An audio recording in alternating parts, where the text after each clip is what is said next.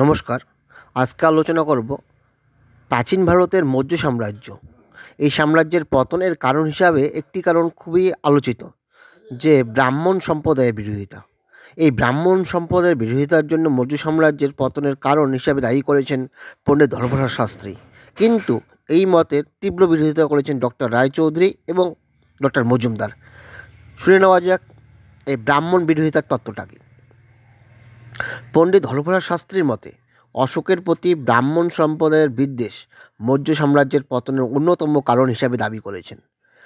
ধর্মপ্রসাদ শাস্ত্রীর মতে এই বিদ্বেষের কারণ ছিল অশোক কর্তৃক পশু বলির নিষিদ্ধকরণ, দণ্ডসমতা ও ব্যবহারসমতা নীতির প্রবর্তন করে অশোক ব্রাহ্মণদের অধিকার ও মর্যাদা ক্ষুণ্ণ করেছিলেন।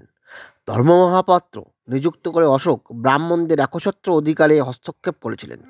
এই সকল কারণে ব্রাহ্মণরা পশ্চিমিত্র শুঙ্গের নেতৃত্বে বিদ্রোহী হয়ে মৌর্য সাম্রাজ্যের বিলাপ সাধন বা ধ্বংস সাধন করে বলে দাবি করেছেন পণ্ডিত ধর্মপ্রসাদ শাস্ত্রী।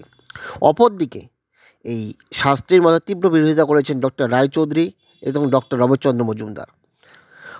তারা দাবি করেছেন শাস্ত্রী মহাশয়ের অভিমতের যুক্তিকতা সম্বন্ধে সন্দেহ প্রকাশ করেছেন।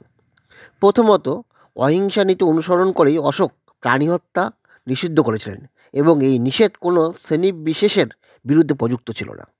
এছাড়া বহু প্রাচীনকাল থেকেই ব্রাহ্মণরাও প্রাণী হত্যার বিরুদ্ধে প্রতিবাদ জানিয়েছিলেন। শ্রুতি সাহিত্যে এর উল্লেখ পাওয়া যায়।